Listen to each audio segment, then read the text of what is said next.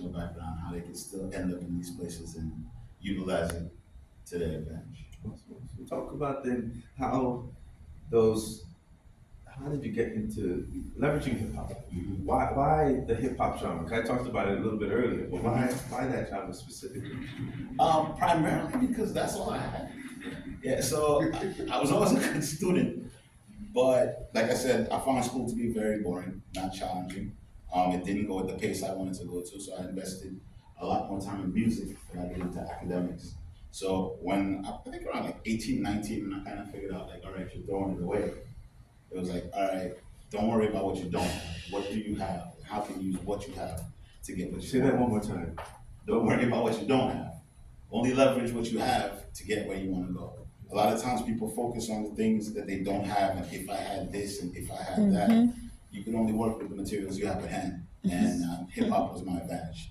And I just figured out how to utilize that advantage to my benefit. Yeah, 'cause talking about hip hop, right? What they had was the records. What they had was the light pole. And then I mentioned earlier, New York was burning in the '70s, literally burning, right? And so we had a lot of those. It was escapism. It was escapism Absolutely.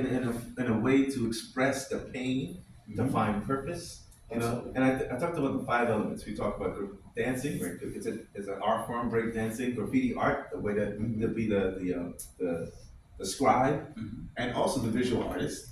And then you have or the DJ, right? DJ, Taking what MC, yeah, exactly.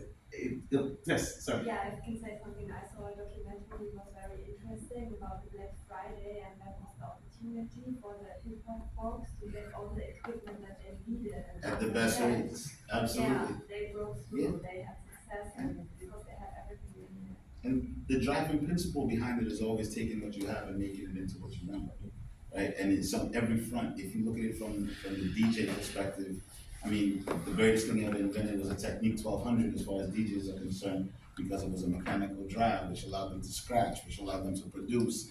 Then there was a sampler, and with a sampler, you didn't have to know anything about music. You just had to know what sounded good, and then you could sample it and turn it into music. So you didn't spend time worrying about the fact that you didn't go to, Juilliard or music school. You spend time figuring out what's the sound that I like to hear and how can I recreate it. So it's really about taking what you have in the moment and moving it forward. So I just applied that philosophy to my life. And nothing is new, right? You talk about Everything's recycled. everything. Everything's recycled. There's just absolutely nothing now. I was actually reading an article the other day talking about Uber is just a fancy bus route. Like everything Or is just dollar the cab. same. A dollar cab. It's just the same thing recycled over and over again and repackaged and repurposed. It's the person who figures out how to package it first, and the person who figures out how to present the package in a way that's acceptable. Yeah, Because deliver. graffiti gets you a fine, but Basquiat had a $10 whole million. life. Exactly, had a whole life. So it's you have to be one of the best at what you do, obviously, but most importantly, you have to do it to a high regard and consistently. And then people all of a sudden recognize the genius in something that was supposedly improper. Funny thing you talked about how you hated school. Yeah. I sat next to somebody the other night. They asked me, "Did you always want to be a professor?" I'm like, "No." I just like you. I hated school. I'll have this on the recording. That's fine.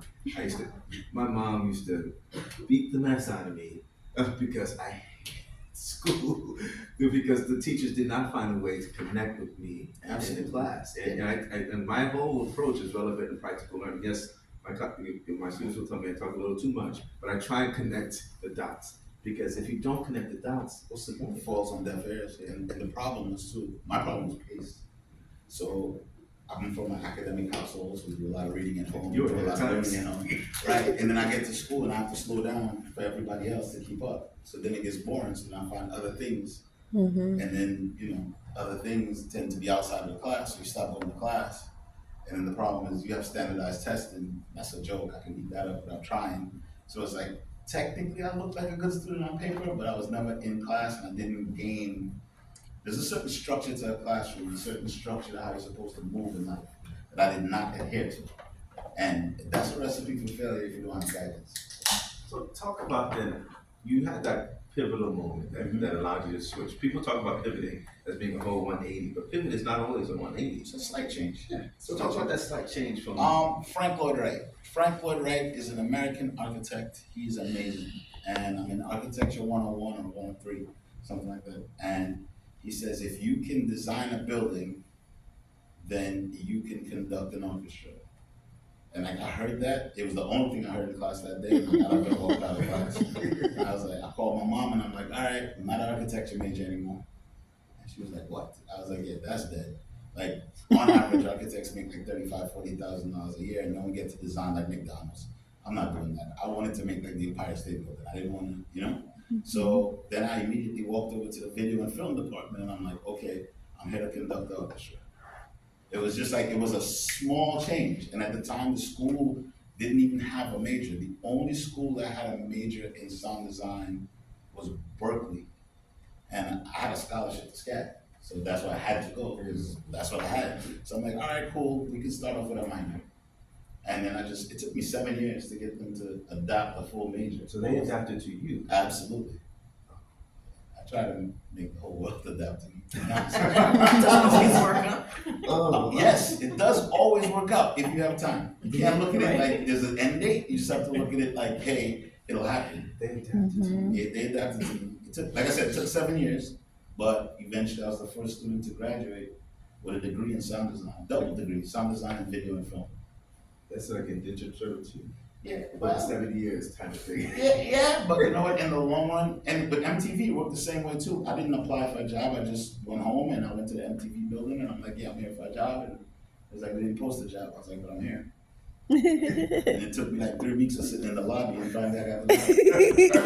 So it's like, I hope everyone's taking notes. Please do write this stuff down. No, because the thing is, if you wait around for the opportunity, Yeah, it'll be a while. There's always a reason why people can't. yeah. So you have to just make it happen, or at least show them like, okay, you got two choices. You can work with me or you can work with me. Go ahead, pick. And then they just work with you.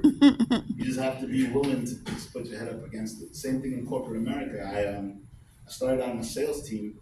It's not a glamorous position. You didn't go to college to learn sales, but I'm on a sales team. I'm doing well. I get promoted. I become a sales coach. From there, I became a manager. And then I'm like, oh, you guys don't use technology the right way. I think you should have a manager position that is focused on the development of technology. And this is how deeply rooted the hip hop thing is. I was like, yeah, I think you should call it the manager of emerging technologies. The only reason I picked that is because it spells Moet. No other reason. And it just sounded cool, and I was like, that'll look good on my license plate.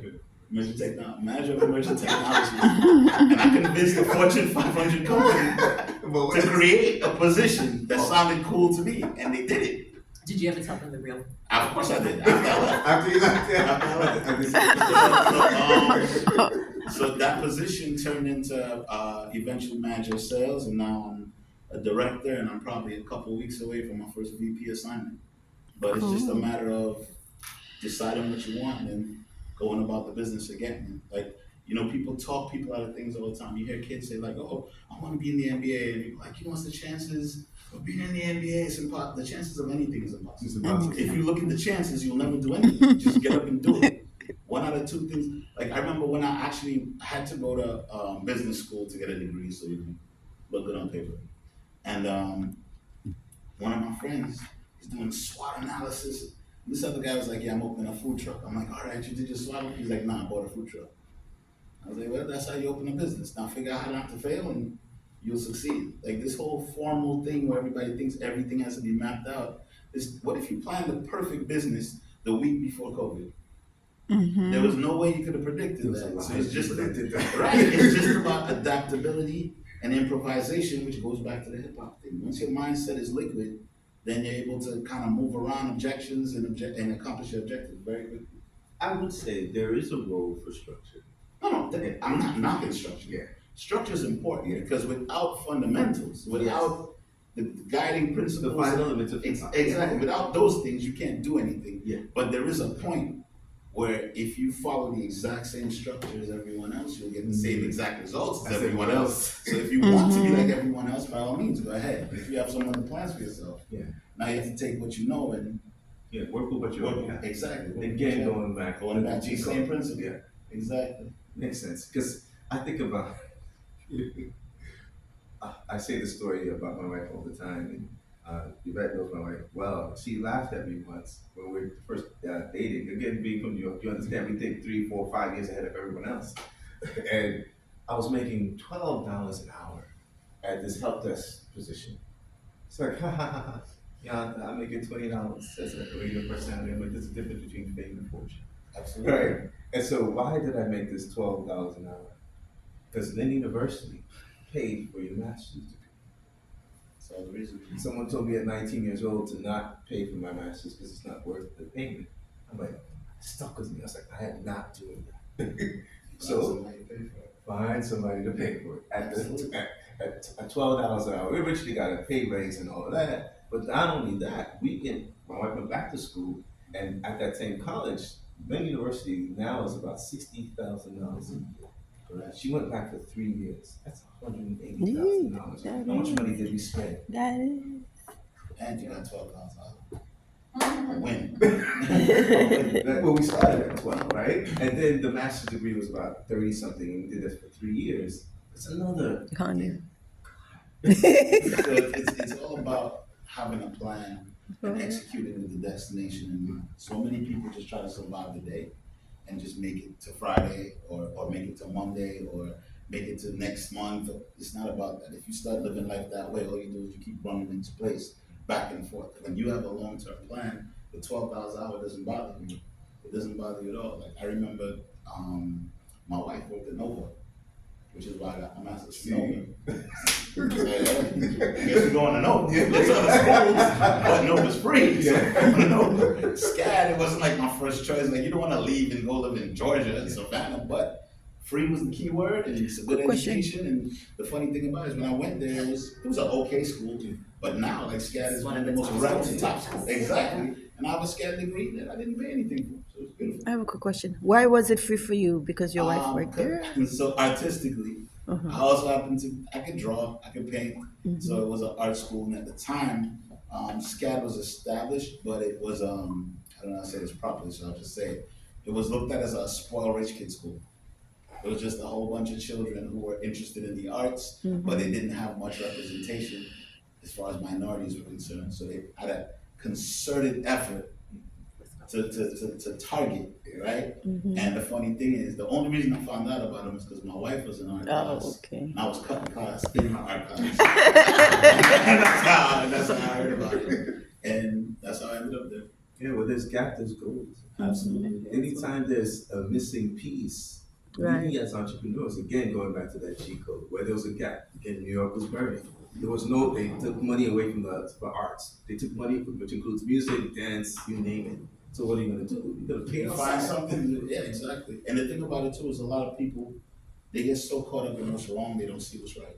Right. Right? So for example, there's a chapter in the book where I talk about the synthesis of all I know, which was like one day I really sat down, I was like, I need to write down everything I know how to do, and then I need to figure out how I could use everything I know to accomplish what I want. One of my first jobs when I moved back to Miami was actually at Home Depot. And when you're a big guy at Home Depot, you end up in the floor and out. That means you're lifting tile and you're lifting grout all day. And the thing about it that sucked is I didn't like the job, but I needed a job because I had an apartment to pay for it.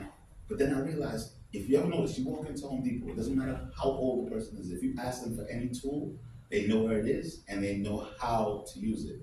And I was like, how do y'all do this? Because I'm not a handy person at all. It's like, no, every week you have to do a minimum of 4 hours of training, right? And they had this on-demand, way before YouTube, they had this on-demand training module. And it was something that was in the back of my mind, but I remember my first time in corporate America, we have to train 200 people. And I was like, oh, I know how to do it, on-demand training. And they're like, what's that? I was like, all right, I need a few things. And it's like, you just start to improvise. I was like, I need a film crew, I need a trainer, and like, we don't have the budget for that. I was like, okay, cool. I need a letter from the VP to this school. It was Art Institute down here at the time. And I went to the Art Institute, and I was like, find me somebody doing a senior project. I'll give you a whole project right now, and I'll get you a letter of recommendation from a VP at a Fortune 500. And basically, it's like you moved around the pieces, and in the end, that's how I got my first promotion. Didn't spend any money. It was just everything I knew I put into effect. I know how to edit, I know how to do film, I know how to do sound design. I know what a good teacher sounds like, I know what a good trainer sounds like, I know how to put all the information together. Now I just need some space. And I got everybody to commit to everything and the moving parts and bring it together. And it's like, once that happened, I kind of realized it's just about utilizing everything you know. Very few people actually log how much they know. Like you know way more than you think. Yes. There's stuff that you consider invaluable. Like right now, does anybody know how to sew a button? Yeah, Like I actually, do. know, not By theoretically. hand. By hand. Yeah. Right. How I to think sew a everybody button, knows sure. that. Okay. You know the Everybody majority knows of that. people cannot do that. Are you Like you can open serious? a business putting buttons back on clothes and make you millions of dollars because nobody knows how to put a button back on a shirt. So then they tend not to use whatever the shirt is. They throw it away. They waste Right. it. Exactly. All because they can't put a button. If you have like one of those little what do you call it? You see those little Kiosk? one store kiosk, one install thing, and it said we fix buttons on shirts. You would actually make I a get killing it. small because nobody knows how to sew a button. People would come with Yeah, bad you people need a machine. of shirts. You don't need it. You don't need a thimble. Right. It's not By difficult, hand. but no one knows how to do it, and no one has the foresight to be like, oh, That's it a should be a button business. Because Just it doesn't button. sound like it will be a viable business, except for the small thing. Ask yourself, what happened to your favorite shirt when a button broke? Stayed right in the But- closet. It's in the closet. But- You're not gonna throw it away because you love the shirt.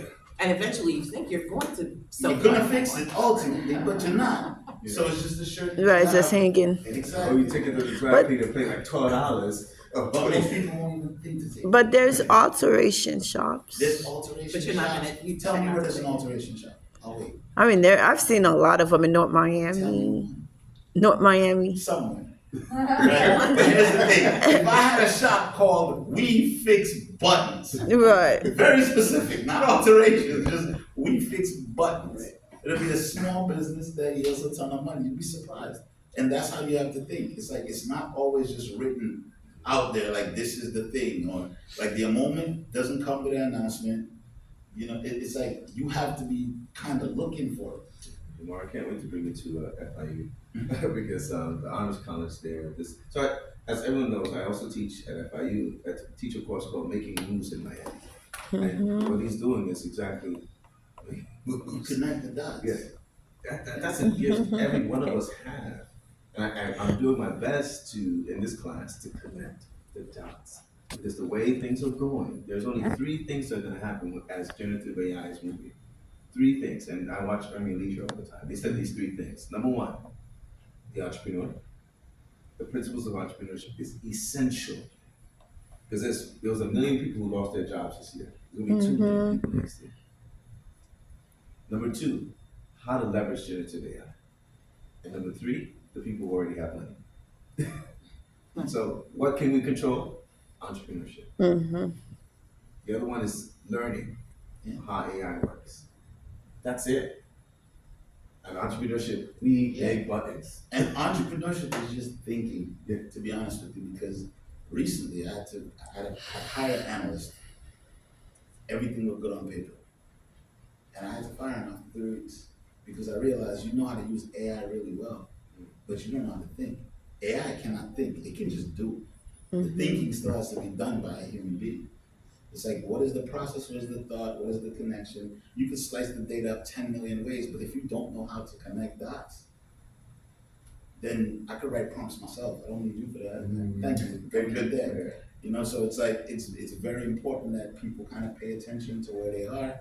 They pay attention to what they know, how to utilize what they know, and basically how to add value to the equation.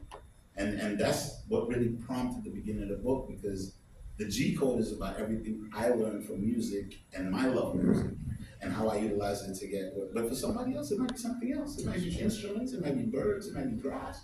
I don't know what it's gonna be, but you have a thing, and your thing can't be replicated by anybody else, because our lived experience is completely unique, no matter how many people are on earth, which means you have a perspective, a point of view, and a process that nobody else can emulate. It can lead to a purpose. Exactly. And once you get there, game over.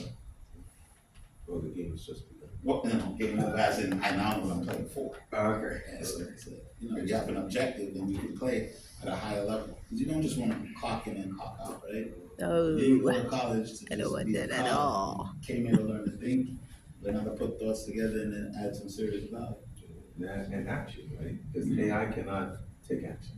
You No can matter just how do many it. prompts you do, no matter how right.